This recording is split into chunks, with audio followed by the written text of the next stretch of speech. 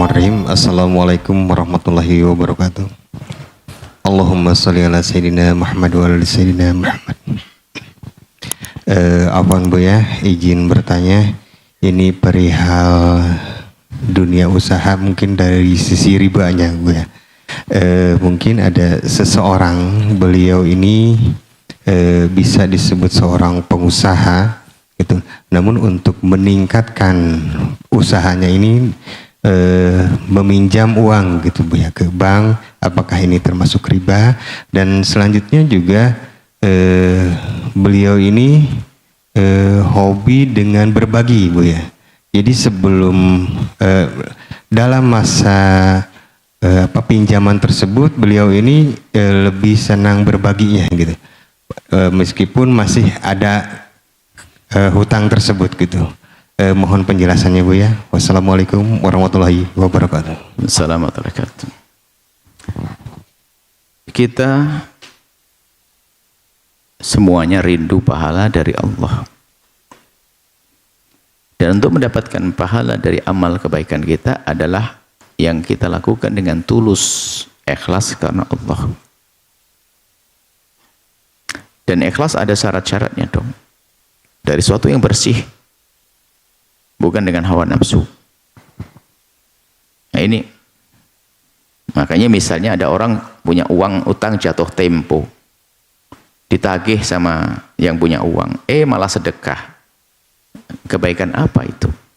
Bayar utang lebih gede pahalanya. Pasti hawa nafsu, pengen disanjung kalau dia seorang dermawan, karena sudah dicap saya di kampung saya biasa dermawan. Dia hanya pengen dilihat orang, karena dia suka berderma, suka berbagi. Sehingga di saat tidak berbagi setahun saja kayaknya jadi jelek, runtuh. Kalau memang Anda tidak punya, katakan tidak ada. Ya tahun lalu saya bagi-bagi sampai ratusan juta mungkin, tapi hari ini saya tidak ada.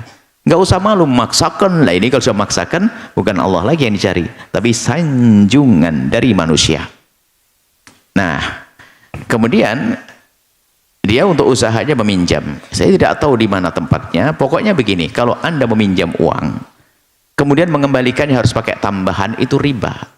Seberapapun, terserah namanya apa. Namanya si cantik, si jelita, atau si bunga, atau si apa, itu masalah nama, terserah. Jadi, kalau memang pokoknya minjam, ya kan? Kemudian kembalinya ada tambahannya, itu adalah riba. Dan ini harus insyaf dalam hal ini. Kalau memang Anda termasuk orang yang terjerumus dalam hal ini, bukankah Allah Maha Pengampun? Jangan membela kesalahan, tapi tinggal istighfar, minta pertolongan. Ya Allah, entaskan aku daripada kehinaan ini. Kan gitu saja. Allah Maha Kasih. Siapa sih yang gak berdosa hari ini? Kadang mata kita ngelihat yang haram, kan gitu.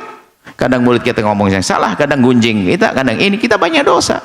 Tapi orang berdosa itu sangat mudah kalau dia insyaf. Yang repot mengatakan, gunjing gak haram kok. Lah, gak diampuni. Ngelihat begini biasa, nggak haram, melihat harta aurat ya nggak diampuni oleh Allah. Ini kok riba, sama, nggak diampuni. Jadi paling enak adalah kita akui itu adalah haram, biarpun kita masih belum bisa mengentaskan diri dari keharaman tersebut, tapi kita minta ampun kepada Allah. Yang repot kan ya, gunjing gitu aja kok haram, ya berarti nggak akan berhenti dan dia diampuni oleh Allah. Judi kan sedikit haram, sama kalau sudah meremehkan sama, gitu aja kok riba, loh. Berarti tidak diampuni karena dia belum menyadari, belum mengisap. Kemudian bagi orang tersebut jauh lebih bagus membebaskan dirinya daripada urusan riba tersebut. Kecuali dari pinjam nggak pakai begitu, nggak pakai tambahan, ya nggak riba dong, bagus dong. Nah biasanya dalam dunia perbankan yang dikemas dengan syariat itu ada nanti transaksi dengan cara apakah namanya nanti ya, ikatan kerjasama atau murabahah atau ada, itu ada transaksi-transaksi yang disesuaikan dengan syariat. Dan himbauan kami adalah mendukung sesuatu yang diarahkan pada syariat, biarpun mungkin bank syariah sendiri sampai hari ini juga masih perlu penyempurnaan, karena itu adalah upaya-upaya dari orang yang ingin menjalankan syariat. Tidak ada yang menjalankan syariat langsung full 100%, ada kekurangan, tinggal tugas Anda menyempurnakan. Tapi paling tidak dalam menyempurnakan Anda dukung segala sesuatu yang ada hubungannya dengan syariat. Kalau sudah ada, kemudian setelah itu Anda tidak boleh congkak merendahkan orang yang masih di dalam dunia konven.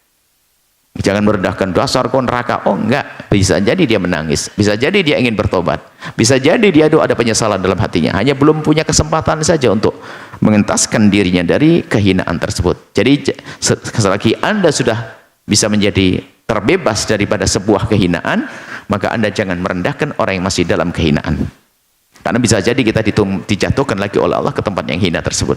Tapi yang ada adalah pandang mereka dengan kasih sayang, kita kasih himbauan, masukan, dukungan, dorongan, bantuan untuk bisa bangkit atau mengentaskan diri dari kenistaan tersebut. Wallahu a'lam bishawab.